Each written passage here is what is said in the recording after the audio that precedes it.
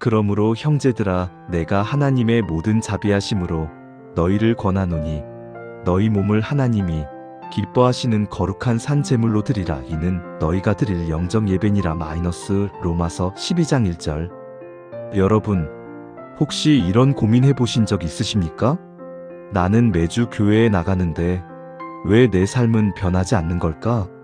예배를 드리는데 왜 월요일부터 다시 똑같은 삶으로 돌아가는 걸까? 많은 성도들이 예배와 일상이 분리된 채 살아갑니다.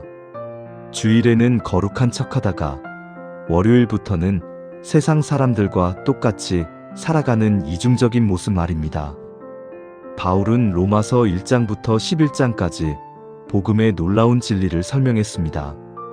그리고 이제 12장에서 그러므로라는 단어로 시작하면서 그 복음이 우리 삶에서 어떻게 실천되어야 하는지를 보여줍니다. 복음은 단순히 머리로 아는 지식이 아니라 우리의 몸과 마음, 우리 삶 전체를 변화시키는 능력입니다. 오늘도 은혜 말씀입니다. 사도 바울은 로마서 1장부터 11장까지 복음의 진리를 깊이 있게 설명했습니다. 그리고 이제 12장부터는 그러므로라는 접속사로 시작하면서 그 복음의 진리가 우리 삶에서 어떻게 실천되어야 하는지를 보여줍니다. 이것은 마치 훌륭한 건축 설계도를 보여준 후 이제 실제로 집을 지어가는 과정과 같습니다. 바울은 먼저 우리 몸을 산 제물로 드리라고 말합니다. 구약 시대에는 동물을 제단에 드렸지만 이제 우리는 살아있는 채로 우리 자신을 하나님께 드려야 합니다. 이것이 진정한 예배입니다. 주일 아침 교회에 나가는 것만이 예배가 아니라 우리의 일상 전체가 예배가 되어야 한다는 뜻입니다. 직장에서 정직하게 일하는 것, 가정에서 사랑으로 섬기는 것, 이웃과의 관계에서 선을 행하는 것, 이 모든 것이 하나님께 드리는 예배입니다. 그리고 바울은 이 세대를 본받지 말고 마음을 새롭게 함으로 변화를 받으라고 권면합니다. 세상은 끊임없이 우리를 자기 틀에 맞추려고 압력을 가합니다. 성공과 부, 명예와 권력을 추구하라고 말합니다. 하지만 그리스도인은 다른 기준으로 살아가는 사람들입니다.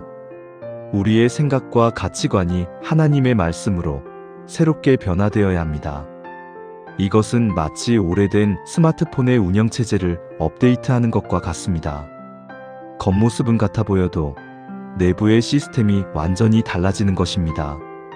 바울은 이어서 교회 공동체 안에서의 섬김에 대해 말합니다. 우리 각자가 받은 은혜의 분량대로 지혜롭게 생각하라고 합니다. 교회는 한 몸이지만 많은 지체로 이루어져 있습니다. 손이 발에게 너는 필요 없다고 할 수 없고 눈이 귀에게 너는 쓸모없다고 할 수 없습니다. 각자가 받은 은사가 다르지만 모두가 소중하고 필요합니다. 바울은 7가지 은사를 예로 듭니다. 예언, 섬김, 가르침, 권위, 구제, 다스림, 긍휼입니다. 예언하는 은사를 받았다면 믿음의 분수대로 예언하고 섬기는 은사를 받았다면 섬기는 일에 전념해야 합니다. 가르치는 자는 가르치는 일에, 권위하는 자는 권위하는 일에, 구제하는 자는 성실함으로, 다스리는 자는 부지런함으로, 긍휼을 베푸는 자는 즐거움으로 해야 합니다. 중요한 것은 자신이 받은 은사를 발견하고 그것을 온전히 사용하는 것입니다. 그런데 여기서 우리가 주의해야 할 점이 있습니다. 은사는 자랑하거나 교만해지라고 주신 것이 아니라 서로 섬기고 덕을 세우라고 주신 것입니다. 어떤 사람은 강단에서 설교하는 은사를 받았고 어떤 사람은 조용히 기도로 섬기는 은사를 받았습니다. 어떤 사람은 재정으로 구제하는 은사를 받았고 어떤 사람은 아픈 이들을 돌보는 은사를 받았습니다. 모든 은사는 하나님께로부터 온 것이며 모두 귀하고 소중합니다. 바울은 9절부터 사랑의 실천에 대해 구체적으로 말합니다. 사랑에는 거짓이 없어야 합니다. 입으로만 사랑한다고 말하면서 실제로는 미워하거나 시기한다면 그것은 진정한 사랑이 아닙니다. 악을 미워하고 선에 속해야 합니다. 이것은 세상의 가치관과는 정반대입니다. 세상은 자기 유익을 위해서라면 악도 선으로 포장하지만 그리스도인은 명확하게 선과 악을 구분해야 합니다. 형제 사랑으로 서로 우애하며 존경하기를 서로 먼저 하라고 합니다. 이 말씀이 우리 한국 교회에 얼마나 필요한 말씀입니까? 때로 교회 안에서 서로 높아지려고 경쟁하고 인정받으려고 애쓰는 모습을 봅니다. 하지만 바울은 오히려 다른 사람을 먼저 존경하고 섬기라고 말합니다. 누가 더 높은지가 아니라 누가 더 낮아져서 섬길 수 있는지가 중요합니다. 부지런하며 게으르지 말고 열심을 품고 주를 섬기라고 합니다. 신앙생활은 한순간의 열정이 아니라 지속적인 헌신입니다. 처음 믿었을 때의 그 뜨거운 마음을 계속 유지하면서 날마다 주님을 섬겨야 합니다. 소망 중에 즐거워하고 환난 중에 참으며 기도에 항상 힘써야 합니다. 이것이 성숙한 그리스도인의 모습입니다.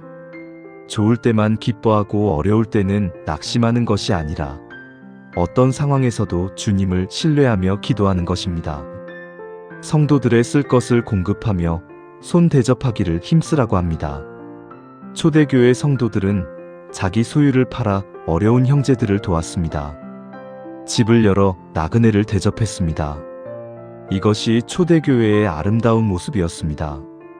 오늘날 우리도 이웃의 필요를 외면하지 말고 할 수 있는 범위 안에서 나누고 섬겨야 합니다. 바울은 또한 원수를 사랑하라고 말합니다. 너희를 박해하는 자를 축복하고 저주하지 말라고 합니다. 이것은 인간의 본성으로는 불가능한 일입니다. 누군가 나를 해롭게 했다면 당연히 화가 나고 복수하고 싶은 마음이 듭니다. 하지만 그리스도인은 다릅니다. 우리는 원수까지도 사랑하라는 예수님의 명령을 기억해야 합니다. 즐거워하는 자들과 함께 즐거워하고 우는 자들과 함께 울라고 합니다. 이것은 공감과 연대의 정신입니다.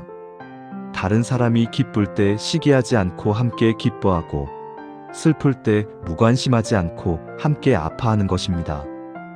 이것이 진정한 교회 공동체의 모습입니다. 서로 마음을 같이 하며 높은 데 마음을 두지 말고 도리어 낮은 데 처하라고 합니다. 스스로 지혜 있는 채 하지 말라고 합니다. 교회 안에서 가장 위험한 것이 교만입니다.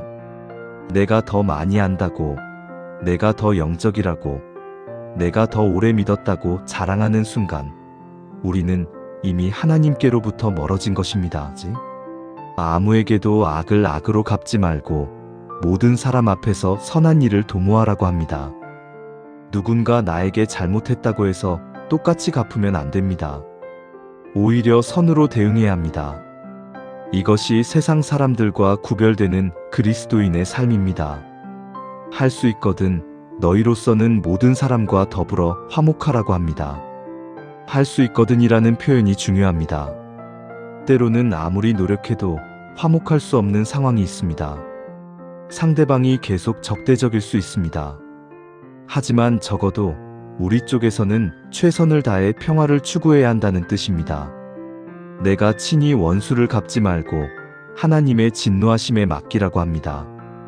복수는 하나님의 것이지 우리의 것이 아닙니다. 우리는 심판자가 아니라 용서하고 사랑하는 자로 부름받았습니다. 원수 갚는 것은 하나님께 맡기고 우리는 오히려 선으로 악을 이기는 삶을 살아야 합니다. 네 원수가 줄이거든 먹이고 목마르거든 마시게 하라고 합니다. 이것은 구약 잠언의 말씀을 인용한 것입니다. 원수에게 선을 베푸는 것, 이것이 진정한 승리의 방법입니다. 악을 악으로 갚으면 악이 계속 순환될 뿐입니다. 하지만 선으로 대응하면 그 악의 고리를 끊을 수 있습니다.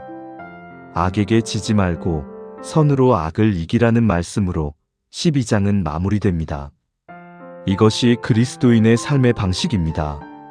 세상은 힘으로 이기려 하지만 우리는 사랑으로 이깁니다.